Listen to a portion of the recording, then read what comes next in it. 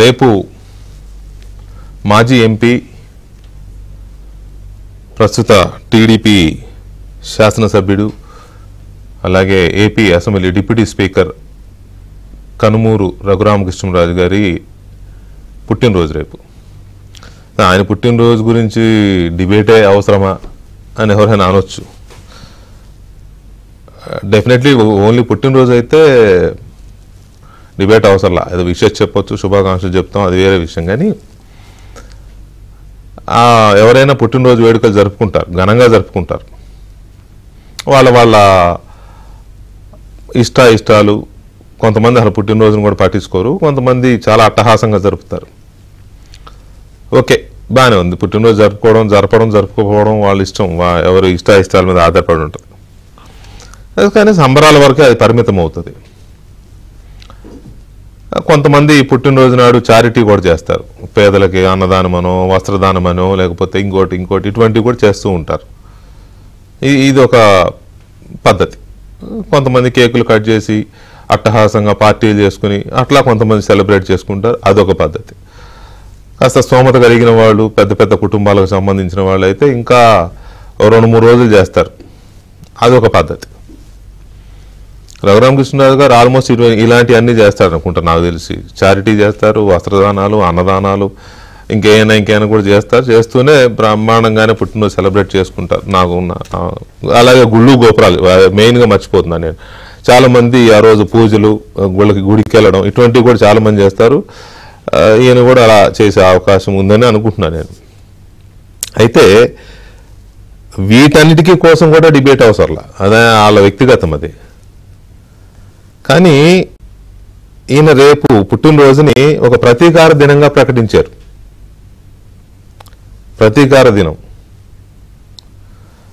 ఏంటి? ప్రతీకార దినం, పుట్టినరోజుని ప్రతీకార దినంగా ప్రకటించడంలో ఉన్న ఆంతర్యం ఏంటి అంటే మనకి కొద్ది గొప్ప మనకు తెలుసు. ఏంటి అంటే 2021 మే 14 అంటే సరిగ్గా 4 ఏళ్ళు క్రితం ఆయన హైదరాబాద్లో పుట్టినరోజు నాడు ఇంట్లో ఉండగా ఏపీసీఐడి వాళ్ళు వచ్చి ఎత్తుకుపోయారు. కిడ్నాప్ చేశారు. ఒక రకంగా చెప్పాలంటే వితౌట్ కేస్ తీసుకెళ్ళినా కేసు పెట్టారు. అది తీసుకెళ్ళినాక ఏం జరిగిందో ఇప్పుడు నేను చెప్పాల్సిన అవసరం లేదు, మొత్తం దేశమంతా తెలుసు. తెలుగు రాష్ట్రాల్లో బాగా ప్రఖ్యాతిగాంచిన కేసు ఇది. Raghurama Krishna RRR custodial torture case అనేది చాలా ఫెమిలియర్ కేస్.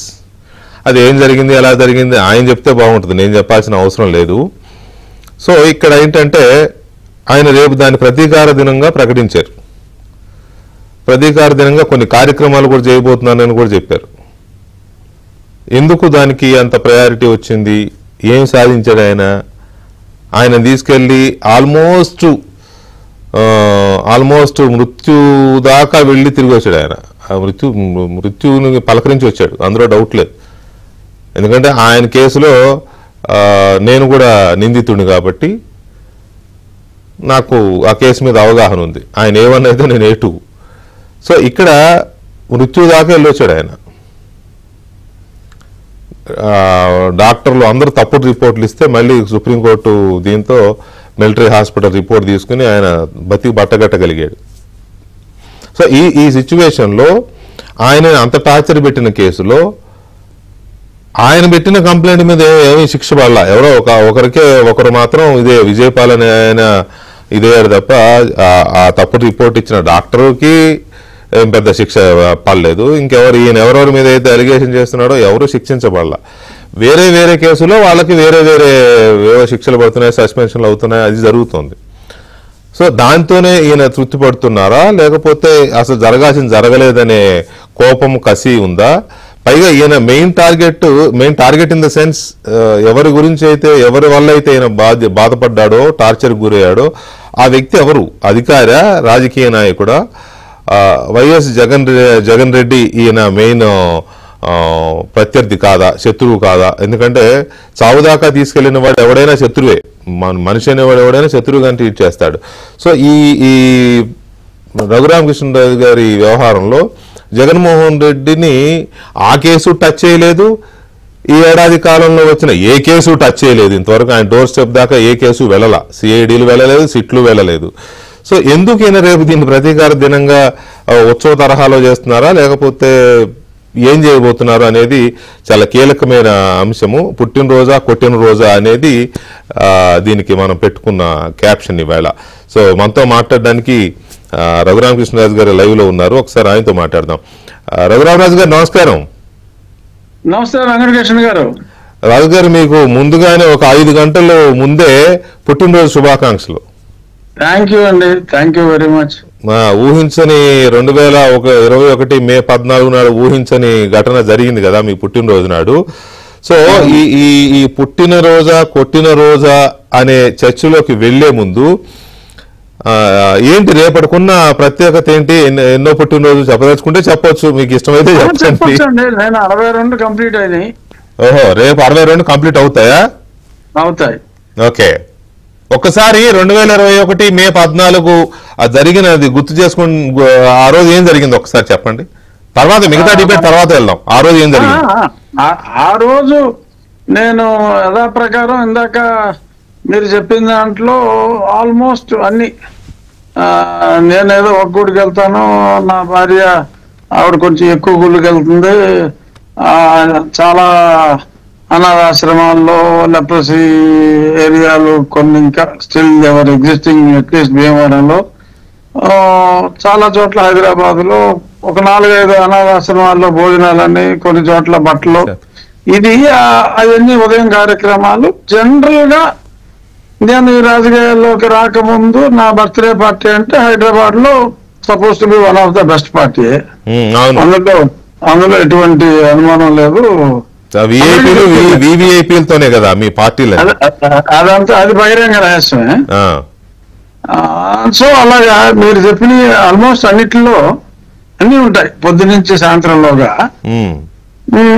బట్ ఇక్కడ ఏమైందంటే అలాగ బర్త్డేలు సెలబ్రేట్ చేసుకుంటున్న నాకు ఆ రోజు కూడా మరి చాలా మందిని ఇన్వైట్ చేసి, కరోనా అయినప్పటికీ కూడా, అంటే మామూలుగా అయితే 200 మంది ఉంటారు, ఆ రోజు ఒక 35 to 40కి రెస్ట్రిక్ట్ చేసుకుని, సో ఆ ఏర్పాట్లు అవి పర్యవేక్షిద్దామని కూర్చున్న మధ్యాహ్నం అరౌండ్ 2:30-3కి లంచ్ చేసి, మామూలుగా బయట లేకుండా ఇంట్లోనే హాల్లోనే ఈ ఏర్పాట్లన్నీ తక్కువ మంది కాబట్టి. మొత్తానికి పుట్టినరోజు డ్రెస్ లోనే ఉన్నారు, కొత్త బట్టలు అంతా హడావుడి బోటు. డ్రెస్ సాయంత్రానికి వేస్తాం కదా. ఆ రోజు అయితే పంచాయతీ కట్టుకుని ఉన్నారుగా. ఆ రోజు మామూలుగా లింగిలో ఉన్నా అది, బట్ సాయంత్రం అయ్యేటప్పటికి ఏదో కొంచెం ఏదో కాస్త రంగు చొక్కా ఇంకోటి ఉండేది. నేను ఈవినింగ్ ఫంక్షన్ గురించి ఆలోచిస్తున్నాను, ఎవరెవరు ఖచ్చితంగా రావచ్చు, ఎందుకంటే కరోనా భయాలు చాలా ఎక్కువగా ఉన్నాయి. అయినా సరే ఎవరెవరు వస్తారు అనేది ఆలోచించుకుని. ఎక్కడ ప్లాన్ చేశారు పార్టీ? ఇంటి దగ్గర ప్లాన్ చేసుకున్నారా, బయట ఎక్కడైనా ప్లాన్ చేసుకున్నారా?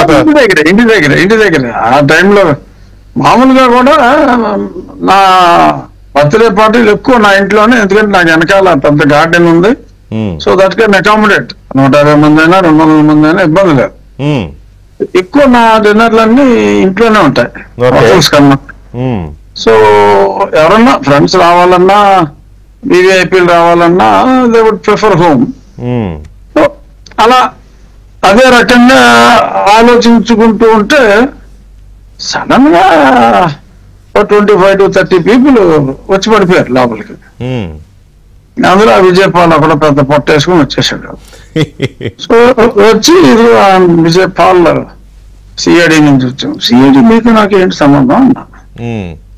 సో అంటే లేదు, కమ్ టు అరెస్ట్ యూ, దీనికి చెప్పాల్సిన అవసరం లేదు అన్నారు. సరే మా సిఆర్పిఎఫ్ వాళ్ళు అడ్డం కొట్టారు. సో ఇక్కడ లోకల్ పోలీస్కి ఇన్ఫార్మ్ చేశారా అంటే, అప్పుడు ముందే లోకల్ పోలీసు వీళ్ళందరూ మాట్లాడేసుకున్నారు. అప్పటికి అయిపోయింది. తర్వాత తెలిసింది జగన్మోహన్ రెడ్డి కేటీఆర్ తో మాట్లాడాడు, కేటీఆర్ మహేందర్ రెడ్డితో మాట్లాడాడు, మహేందర్ రెడ్డి లోకల్ కమిషనర్ ఎవరికి వచ్చి చెప్పాడు. ఇదంతా అయిపోయింది, ఆ సీన్ అంతా అయిపోయింది. వాళ్ళు ఫుల్ గా సెట్ అయిపోయారు. బట్ ఏదో అప్పటికప్పుడు ఏదో ఆ లోకల్ పోలీస్ స్టేషన్ కి మాట్లాడినట్టు ఆ లోకల్ వాడు వచ్చి మళ్ళీ ఏదో మాట్లాడి మరి ఏదో అరెస్ట్ అంటున్నారు, సిఆర్పిఎఫ్ వాళ్ళు యూ కెనాట్ అబ్జెక్ట్ అని చెప్పి వీళ్ళకి చెప్తే, సో వీళ్ళు okay we will follow him if arrest is there అని చెప్పి, సో వాళ్ళు వెనకాల వచ్చారు. ఇంకా లిటరల్ గా అప్పుడు వీడియోలు కూడా ఈలోపు ఎవరో మా వాళ్ళు మీడియాకి ఫోన్ చేయటం, మీడియా అందరూ కూడా చాలా ఫాస్ట్ గా 20 నిమిషాల్లో 25 నిమిషాల్లో మీడియా వాళ్ళు రావటం, ఆ మీడియా వాళ్ళు అందరూ చూస్తూ ఉండగానే ఏడు విజయపాల్ గారు నన్ను ఆల్మోస్ట్ ఎత్తలేకపోయాడు. నేను అంటే నేను కొంచెం హైట్ ఎక్కువ, ఆడంత బండల్లో కనపడను కానీ నన్ను ఆల్మోస్ట్ ఎత్తినంత పని చేసి తోసేశాడు వెహికల్లోకి తోసాడు. చాలా వరుసగా ట్రీట్ చేశారులేండి. సో ముందు సెంటర్ లో కూర్చోమంటే సెంటర్ లో నేను కూర్చోనన్నా. తర్వాత నేను సెంటర్ లో కూర్చో, నాకు అటు ఒకటి ఇటు ఒకటి ఏదో నేను బండి దూకి పారిపోతాను అనుకున్నట్టు, లేదు ఇలాగే కూర్చోవాలి రూల్ అన్నాడు. ఇవే నేను సైడ్ గా కూర్చుంటాను అని చెప్పి అన్న తర్వాత సరే నన్ను ఓ సైడ్ కూర్చోబెట్టి, సో ఆ పక్కన ఒకడు కూర్చున్నాడు, వెనకాల ఒకడు కూర్చున్నాడు. సో ఎదురు ఒక డిఎస్పీ ర్యాంక్ ఆఫీసర్ ఉన్నాడు. సో అలా వేసుకుని తీసుకెళ్ళి మిమ్మల్ని మందులో కూడా తీసుకొని ఇవ్వలేదు కదా, వెనకాల మీ అబ్బాయి వీళ్ళు ఫాలో అయినట్టున్నారు. వాళ్ళు కారులో ఫాలో అయ్యారు, వాళ్ళు కారులో ఫాలో అయ్యారు. ముందు అసలు ఏమి చాలా ఏంటి అసలు ఏదో పెద్ద ఒక తీవ్రవాదిని అరెస్ట్ చేసినట్టు ఏదో హడావుడిగా వచ్చేసి నోటీస్ ఉగ్రవాది నా ఫోన్ ఏమో టక్కన లాగేసాడు Vijayapal. They are not suppose to take the phone అంట. సో వాళ్ళు ఫోన్ లాగేశాడు. లాగి మళ్ళీ సరే ఆ ఫోన్ తీసుకున్నట్టు మళ్ళీ రాత్రి నేనే నెక్స్ట్ డే మార్నింగ్ నేనే అతనికి సార్ ఈ ఫోన్ తీసుకోండి సార్ అని చెప్పి నేను ఇచ్చానని చెప్పి రిపోర్ట్ ఒకటి రాసుకొచ్చాడు. సరే మొత్తం తీసుకెళ్ళాడు. తీసుకెళ్ళినప్పుడు మళ్ళీ ఆ కనకదుర్గ వారధి అక్కడ కొంచెం దానికి ముందు అక్కడ ఒక గ్యాప్ ఇచ్చారు. గ్యాప్ ఇచ్చి ఎవరితో మాట్లాడుకున్నాడు 5 నిమిషాలు.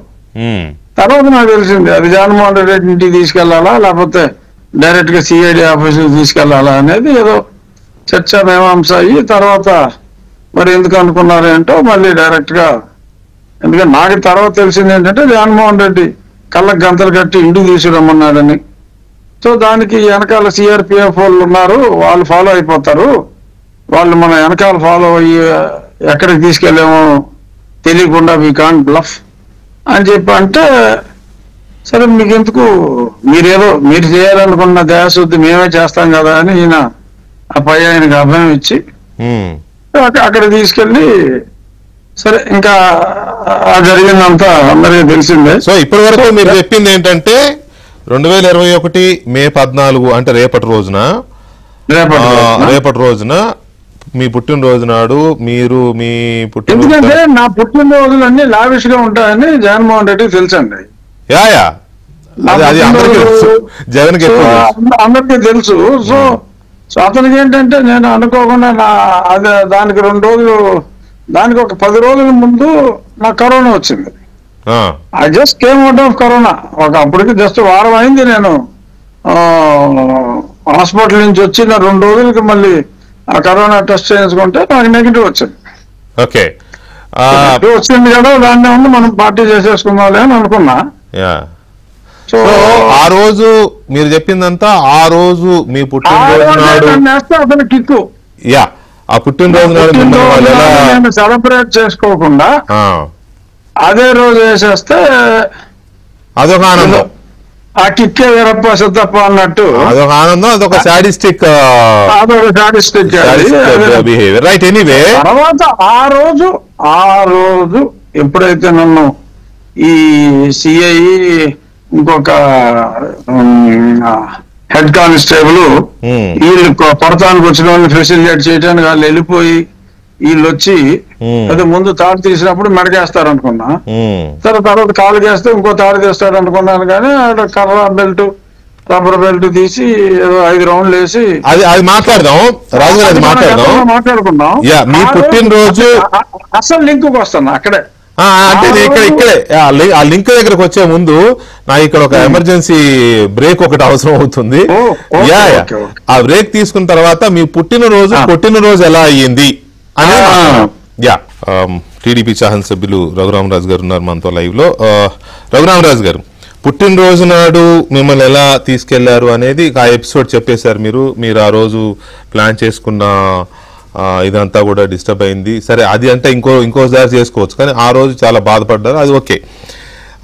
ఆ తర్వాత ఆ రోజు మీకు సెలబ్రేషన్స్ జరగాల్సిన టైంలో వీళ్ళు తీసుకెళ్లి పెట్టిన టార్చర్, నేను అందుకనే కొట్టినరోజా అని పెట్టింది అందుకే.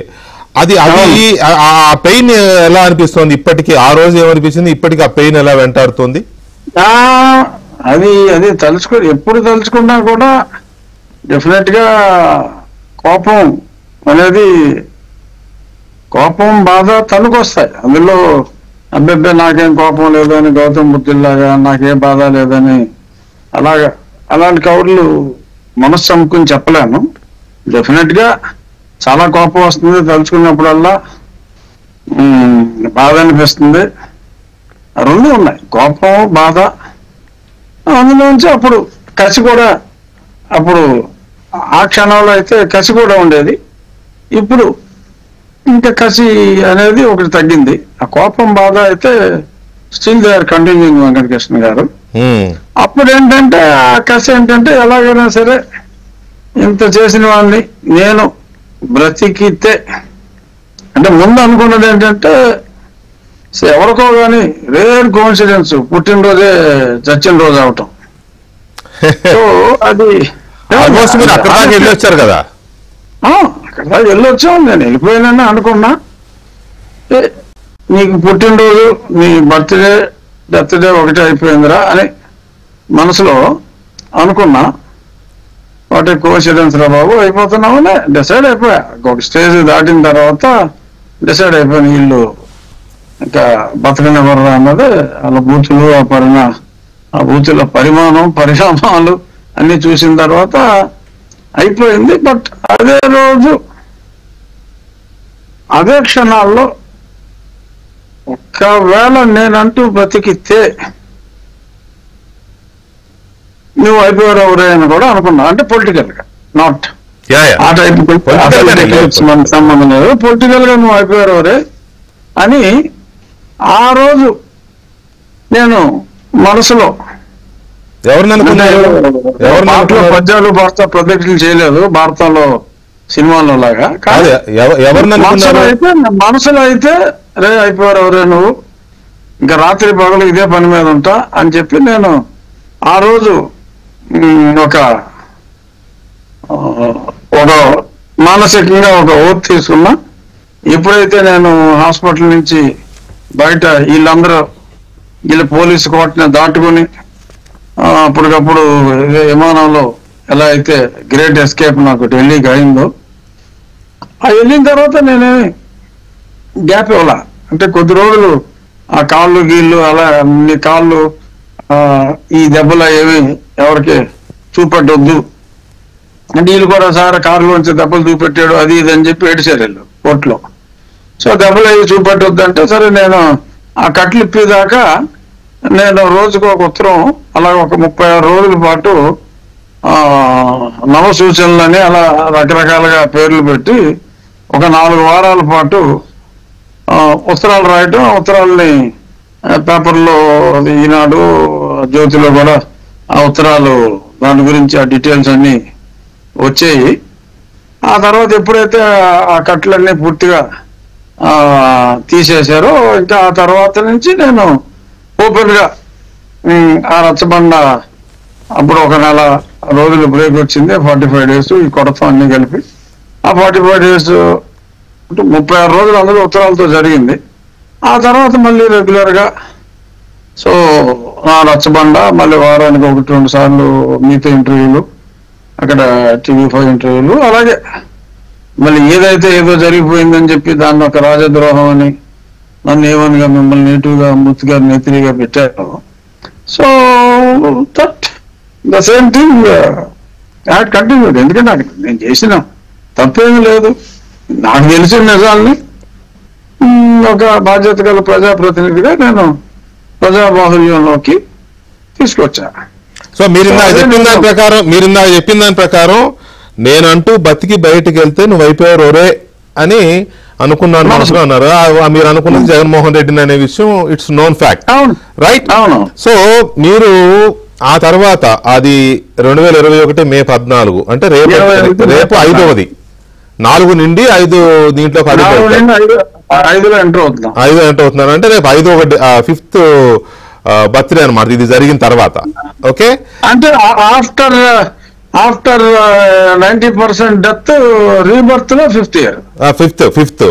సో కంప్లీట్ 5లో ఎంటర్. ఈ మధ్యలో ఈ 4 చేయకుండా రేపటి దాన్ని ప్రతీకార దినం అని ఎందుకు ప్రకటించారు ఇవాళ?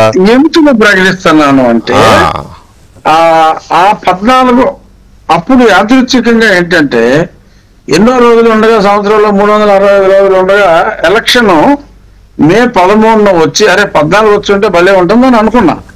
మే 13 వచ్చింది ఎలక్షన్. కానీ అదృష్టవశాత్తు ఏంటంటే ఎప్పుడు కూడా 5 కాకపోతే ఏదో 7కో 8కో 9కో ఇన్ వర్స్ట్ కేసు 10కో క్లోజ్ అవుతుంది. బట్ ఆ రోజు ఎన్నో చోట్ల అర్ధరాత్రి దాటి కూడా 14వ తారీఖే ఓవరాల్ గా క్లోజ్ అయింది. కరెక్టే, చాలా పోలింగ్ బూతుల్లో ఓటర్లు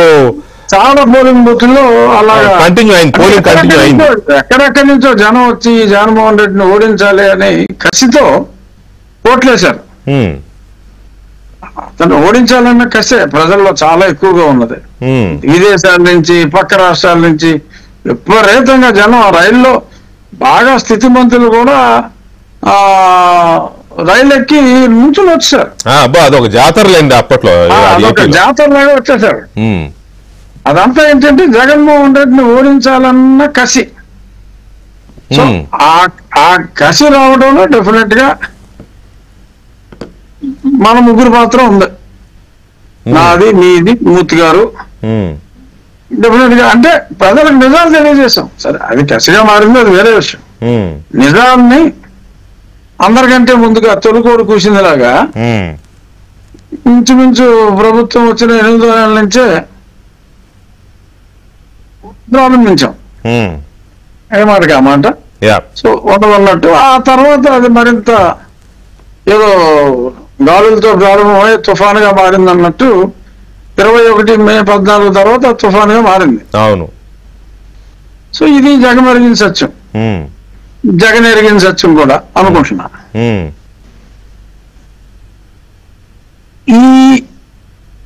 ఆ రోజు మే 14న ఎన్నికలు అయినాయి, అతని ఫేట్ ఫ్రీజ్ అయిందని నేను ఆ రోజు కూడా అన్నా. కానీ రిజల్ట్ వచ్చిన తర్వాత కదా శంఖంలో పోస్తేనే తీర్థం, అది కంప్లీట్ అయింది మనకి ఎప్పుడో ఆ జూన్లో రిజల్ట్స్ వచ్చినాయి. అవును, ఇంకా దేశంలో ఎలక్షన్లు అన్నీ అయిన తర్వాత వచ్చినాయి. బట్ ఆ తర్వాత వచ్చిన రాబోతున్న మే 14 రేపే. ఓకే, ఎలక్షన్స్ తర్వాత వస్తున్న ఫస్ట్ మే 14 తర్వాత రిజల్ట్ వచ్చిన తర్వాత వచ్చిన మే 14 రేపే. అంటే ఎలక్షన్ బాక్సుల్లో అతని ఫేట్ ని ఫ్రీజ్ చేసింది రేపు. ఏ రోజైతే నన్ను తీసుకెళ్లి చితకొట్టారో అదే రోజు ప్రజలు ఓటు అనే ఆయుధం ద్వారా, ఏది యశ్ సినిమా KGF 2లో పెద్ద గన్నెట్ కాలుస్తాడు చూసారా, తిప్పేసి అవునవును అలా కాల్చేశారు జనం. ఆ ఓటు అనే ఆయుధంతో జగన్మోహన్ రెడ్డి ప్రభుత్వాన్ని కుప్పకూల్చేశారు ఆ రోజు. అవును. సో ఆ రోజు మళ్ళీ ఆ ఎలక్షన్ అయిన తర్వాత అది రేపే వచ్చింది కాబట్టి అది నా పుట్టినరోజు కూడా, నా పుట్టినరోజు నాడే అతను ప్రజల చేత కొట్టించుకున్న రోజు కాబట్టి ప్రజల ప్రతీకారం ఆ రోజు తీరింది. కాబట్టి నా పుట్టినరోజే కాదు రేపు జరగబోయేది ప్రతీకార దినోత్సవం కూడా రేపే. అయితే ఏం జరిగిందని మీరు రేపు ఉత్సవం చేయాలనుకుంటున్నారు. మీ టార్చర్ కేసులో మిమ్మల్ని కొట్టినోళ్ళు కానీ ఒక విజయపాల్ మినహాయిస్తే తప్పుడు రిపోర్ట్లు ఇచ్చిన డాక్టర్లు కానీ, లేకపోతే ఇంకా కేసులు పెట్టిన ఉన్నతాధికారులు కానీ, లేకపోతే కింద స్థాయి వాళ్ళు కానీ ఎవరూ పెద్దగా మీ పర్టికులర్ మీ కంప్లైంట్ తో బేస్ చేసుకున్న దర్యాప్తులో ఎవరూ పెద్దగా శిక్షించబడలేదు. ఇంకా ఏం జరిగిందని మీరు ఆ మాటకు వస్తే పివి సునీల్ కుమార్ కనీసం మాట వరుస కూడా పిలవలేదు. ఆ కేసులో ఆయన అసలు ఇంతవరకు సమన్ కూడా చేయలేదు కదా. అవునండి. మరి అలాంటిది మీరు ఏం సాధించారని రేపు ప్రతీకారం నాకు అర్థం కావట్లా. లేదు అదేమి అది సాధించుంటే దానికి టైటిల్ ఇంకోటి పెట్టుకుని ఉండేవాళ్ళు. ఓకే ఓకే ఓకే అదేమి సాధించలేకపోయినా ఇది ప్రజలు ప్రతీకారం తీర్చుకున్న ఓట్లని ఫ్రీజ్ చేసిన రోజు కాబట్టి అందుకని ప్రతీకారం తినవచ్చు అని అన్నా. అది మీరు అన్నట్టు మీరు డెఫినెట్ గా మీరు చెప్పింది వ్యాలిడ్ పాయింట్. అది ఐ లవ్ టు అది కామెంట్ కాదు, మీరు చెప్పింది పచ్చి నిజం. అసలు కనీసం వాళ్ళని పిల్లలను కూడా పిలవలేదు.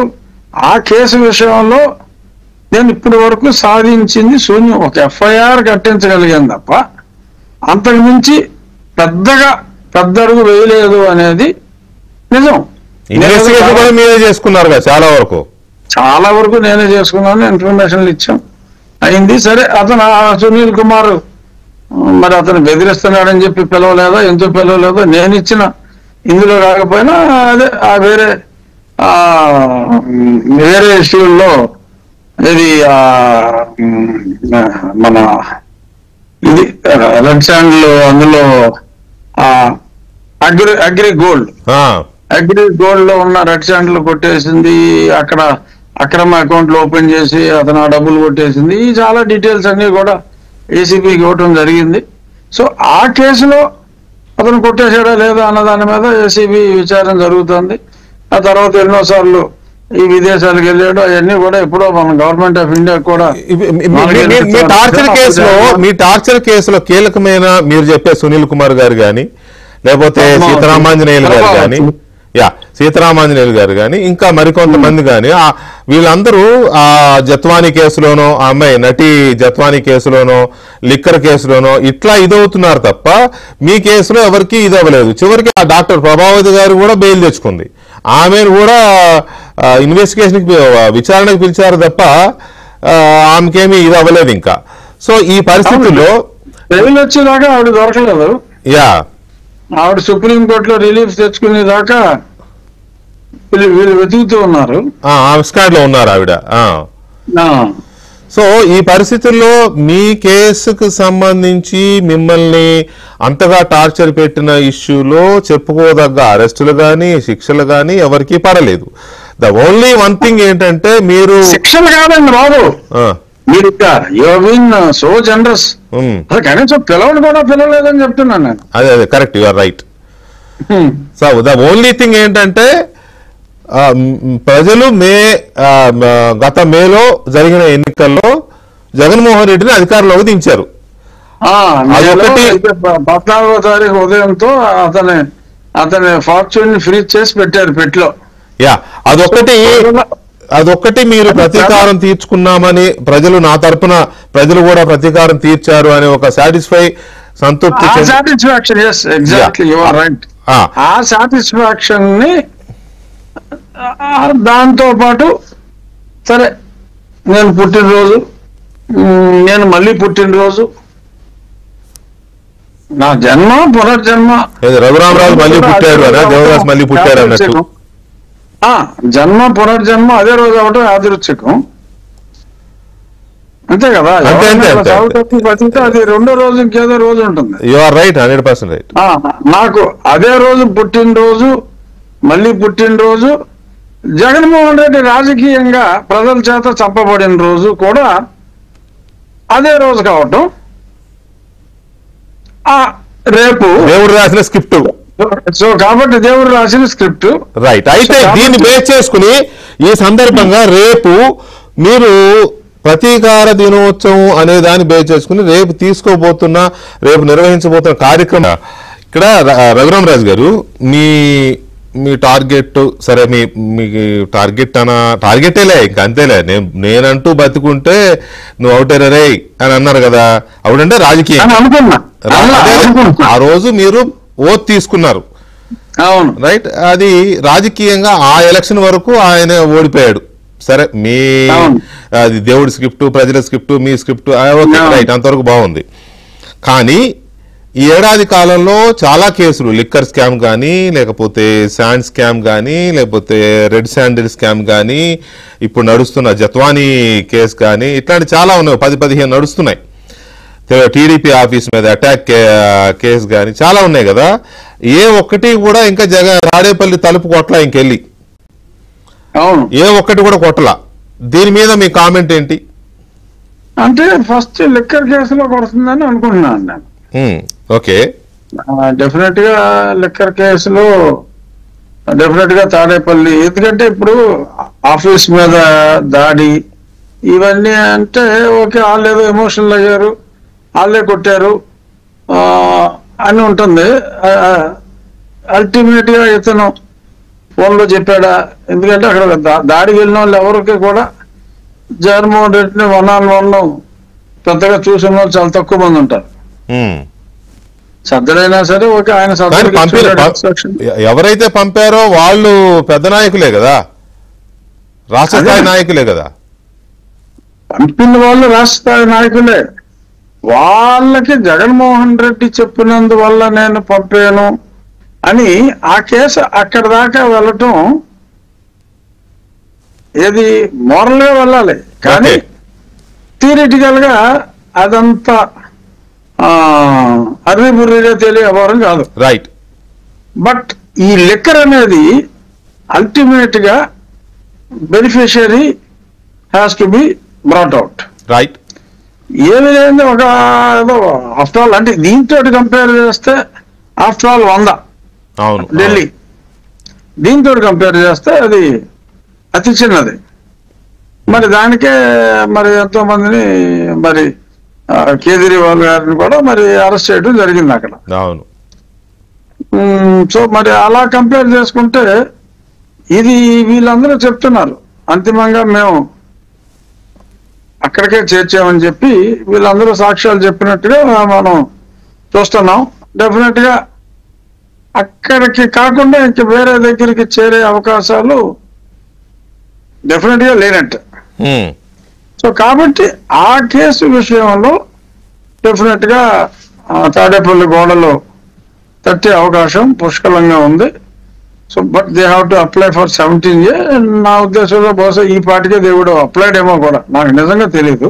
జత్వానీ కేసులో కూడా అప్పటి సిఐడి చీఫ్, ఇంటెలిజెన్స్ చీఫ్ వీళ్ళందరూ ఇదవుతున్నారు కదా. సిఐడి కాదు, ఇంటెలిజెన్స్ చీఫ్ అంటే నథింగ్ బట్ సిఎంఓ కదా. సో ఇంటెలిజెన్స్ చీఫ్ కూడా ఇదయ్యి సస్పెండ్ అయ్యి అరెస్ట్ అయ్యి జైలుకి వెళ్ళి ఇదంతా జరుగుతున్నప్పుడు అది కూడా ఇంకా తాడేపల్లి డోర్ కొట్లా వెళ్ళి, సో అందులో కూడా కొట్టే అవకాశం ఉందనుకుంటున్నారా? నాకు స్పష్టంగా అవకాశం అయితే లిక్కర్ కేసులో చాలా క్రిస్టల్ క్లియర్ గా ఉందండి. ఎందుకంటే మనీ ఇన్వాల్వ్ అయ్యి ఉంది కాబట్టి. ఎందుకంటే ఈ కేసు ఇవన్నీ కూడా అక్కడ మేజర్ మనీ ఇన్వాల్వ్ అయ్యి ఉంది. అది కూడా ఊహాతీతమైన పెద్ద ఫిగర్స్ కాబట్టి. సో డెఫినెట్ గా అక్కడ ఇట్స్ వెరీ క్లియర్. వాళ్ళందరూ కూడా వీళ్ళందరూ పాత్రదారులు కదా, పాత్రదారులు కమిషన్ ఉంటుంది తప్ప ఏదో చిలకొట్టులు అంటారు కదా, అలా చిలకొట్టులు ఉంటాయి. కానీ అసలు కొట్టు డెఫినెట్ గా మూలవరాటిగా వెళ్తుంది. లిక్కర్ స్కామ్ లో విజయసాయి రెడ్డి అప్రూవర్ గా మారాడు అనుకోవచ్చా? పార్షల్ గా అంటే ఆయన ఓపెన్ గానే స్టేట్మెంట్స్ ఇచ్చాడుగా. ఇందులో అంతా రాజ్ కసిరెడ్డిదే కీలక పాత్ర, నేను 30 రోజులే అందులో ఉన్నాను, తర్వాత నన్ను పూర్తిగా పక్కన పెట్టారు. సో పాత్రధారి రాజ్ కసిరెడ్డి అన్నాడు. రాజ్ కసిరెడ్డి పాత్ర చాలా స్పష్టంగా ఉందని చెప్పారు. ఇవాళ ఆ ముగ్గురులో కూడా ఒక ఆయన దొరికాడు, మిగిలిన ఇద్దరు కూడా సుప్రీంకోర్టుకి వెళ్తే లేటెస్ట్ నేను చూసింది వచ్చే వారం మళ్ళీ మేము వినేదాకా మీరేమి అరెస్ట్ చేయొద్దు అని చెప్పి చెప్పారన్నారు. అలాగే మిథున్ రెడ్డి కూడా తను కూడా సుప్రీంకోర్టుకి వెళ్తే ఈలోపు ఏదో మాట్లాడకుండా తప్ప ఏదో 4 వారాల తర్వాత ఏదో హైకోర్టు 4 వారాల్లో తీర్పు చెప్పాలి, హైకోర్టు తీర్పు చెప్పేదాకా మీరు ఆగండి అని సుప్రీంకోర్టు చెప్పినట్టుగా చూసాం. లిక్కర్ కేసు అయితే స్పీడ్ గానే ఉంది. మీరు అన్నట్టు మీరు ఎక్స్పెక్ట్ చేస్తున్నట్టు జగన్ డోర్ కొట్టే అవకాశం ఉంది. అందులో కొంచెం ఆలస్యం చేయగలరు తప్ప అయితే అది జగన్ డోర్ కొట్టే అవకాశం ఉందని అంతవరకు కొంత అందులో హోప్ కనపడతా ఉంది, స్పష్టంగా ఉంది. అయితే ఇక్కడ రేపు మీ ప్రతీకార దినం, మీరు తలపెట్టిన ప్రతీకార దినోత్సవం కార్యక్రమాలు ఏంటి అన్న దానికి ముందు ఒక చిన్న ఇంట్రెస్టింగ్ పాయింట్ అడుగుతాను. నేను కూడా నిన్న ఇవాళ విన్నాను. అది బెంగళూరులోని యలహంక ప్యాలెస్ ని జగన్ అమ్మేసి ఆ దగ్గరలో అవుట్స్కర్ట్స్ లో ఏదో కొంత ల్యాండ్ కొన్నాడు అనేది లేటెస్ట్. నేను ఇవాళ ఉదయం నేను విన్న వార్త. మీకేమన్నా ఐడియా ఉందా? అది నేను వినలేదండి, బట్ డెఫినెట్ గా అంత ప్యాలెస్ ఎవడో కొనండి నాకు తెలిసి. అవునా? డెఫినెట్ గా. ఎందుకంటే అది ఏంటంటే కొంచెం దాన్ని అంత డిఫరెంట్ మైండ్ సెట్ ఉండాలి. అంత పెద్ద పెద్ద స్థలాల్లో అంత ఇల్లు కట్టేసుకుని. మీరు చూసారా ప్యాలెస్? అది మీరు వెళ్ళారు ఎప్పుడైనా? లేదు నేను వెళ్ళా, ఏదో ఫోటోల్లో చూడటం తప్ప నేను వెళ్ళలేదండి. ఫోటోలో చూసాం కదా. అవును. సో అది డెఫినెట్ గా ఒక డిఫరెంట్ సైక్ ఉండాలండి. అలాంటి పెద్ద పెద్ద కోటలు లాంటి ఇళ్లలో ఉండాలి అంటే. అవును. That needs a different psych. అంటే పూర్వ రోజుల్లో రాజులు కట్టుకునే వాళ్ళు అంటే సో వాళ్ళకి అవసరం ఉందే, ఏదో పరిచారకులు అందరూ పరిచారకులు సో అవి ఉండేవారు. కాబట్టి అదొకటి. వాళ్ళు నిజంగా ఏదో ఆస్థానం సంస్థానాలు లాంటివి ఉన్నాయి. బట్ ఇవాళ మోడర్న్ ఏజ్ లో అంత అరిస్టోక్రాటిక్ హ్యూజ్ చాలా రూమ్లు ఉన్నాయని అని అంటారు. మరి అంత అరిస్టోక్రాటిక్ అంటే జగన్మోహన్ రెడ్డి నేను ఇంటికి వెళ్ళే చాలా సార్లు, ఎక్కడ హైదరాబాద్ లో ఉన్నది. అఫ్ కోర్స్ అది దట్ ఈస్ ఏదో భోషణలాగా ఉంటుంది, కానీ that is a simple house. ఊరికేనే ఏదో విగ్రహ పుష్టి నైవేద్యం నష్టి లాగా ఏదో డబ్బాలాగా పెద్దగా ఉంటుంది తప్ప అతనేం పెద్ద డబ్బులు ఏం ఖర్చు పెట్టలే ఇంటికి. ఓకే, సరే. ఫైనల్ గా రేపేంటి, రేపు కార్యక్రమాలు ఏం కార్యక్రమాలు చేస్తున్నారు? ప్లస్ పుట్టినరోజు సందర్భంగా అంటే రేపు నా నియోజకవర్గంలో ఉన్న ప్రజలు, ఈ జిల్లాలో కూడా చాలా మంది, ఎందుకంటే ఇంతకుముందు గతంలో నేను ఎంపీగా ఉన్నాను కాబట్టి మిగిలిన ఊర్ల ప్రజలందరూ కూడా నాకు చాలా మందితోటి సన్నిహిత సంబంధాలు ఉన్నాయి. కాబట్టి మా ప్రజల సమక్షంలో నా పుట్టినరోజు, ఎందుకంటే మళ్ళీ ఆ తర్వాత నేను ఎప్పుడైతే 2021 తర్వాత మళ్ళీ లాస్ట్ ఇయర్ అంటే విజయోత్సవం జరుపుకోలేదు, కేవలం పుట్టినరోజు విత్ ద హోప్ దట్ అతిపెద్ద విజయం మనం సాధించబోతున్నాం అని అనుకున్నాం. ఆ ఊహల్లోనే జరిగింది తప్ప నిజంగా విజయం సాధించిన తర్వాత జరుపుకుంటున్న డ్యూయల్ పుట్టినరోజు కాబట్టి, జన్మ పునర్జన్మకి సంబంధించిన పుట్టినరోజు కాబట్టి, సో మా స్నేహితులు, సన్నిహితులు, అభిమానులు అందరూ కొంచెం గ్రాండ్ స్కేల్లోనే మనం చేసుకోవాలి అని అనుకున్నారు. నేను 4 రోజుల ముందు సరే యుద్ధం ఒకవేళ సీజ్ ఫైర్ లాంటిది అవ్వకపోతే కనుక ఆపేద్దామని చెప్పి, వద్దని చెప్పి నేను అనుకున్నా. కానీ ఎప్పుడైతే మరి యుద్ధం సీజ్ ఫైర్ అయ్యింది, ఆ తర్వాత మనం సాధించిన విజయం గురించి మోడీ గారు ఎప్పుడైతే స్పష్టత నిర్ణయించారో, వాళ్ళు తుక్కు చేశామని చెప్పిన తర్వాత అప్పుడు okay, as per our original plan మనం ప్రొసీడ్ అవుదాం. సో భారత్ పాక్ మీద మరి సాధించిన విజయం, భారత్ ప్రతీకారం, ఆంధ్ర ప్రజల ప్రతీకారం, అతన్ని దించాలన్న నా ప్రతీకారం, అన్ని కలగలుపుకుని ఒక ఉత్సాహంగా ఇది జరుపుకుందామని. కానీ మీరు ఇందాక సెంటర్ జ్యూస్ పొడి చేసినట్టు ఆ ఆ బాధ అలాగే ఉంది. మరి ఆ సునీల్ నాయక్ అని చెప్పి కూడా ఇంకొక అతను ఉన్నాడు, అతను డిఐజీ, మళ్ళీ వెనక్కి వెళ్ళిపోయాడు, ఇప్పుడు ఐజీ అయినట్టున్నాడు. అతను రమ్మంటే కూడా మొరాయిస్తున్నాడు, నువ్వేరా అని. మరి ఇక్కడ ఈ ఎస్పీ గారు అక్కడికి వెళ్ళాలనుకుంటాను.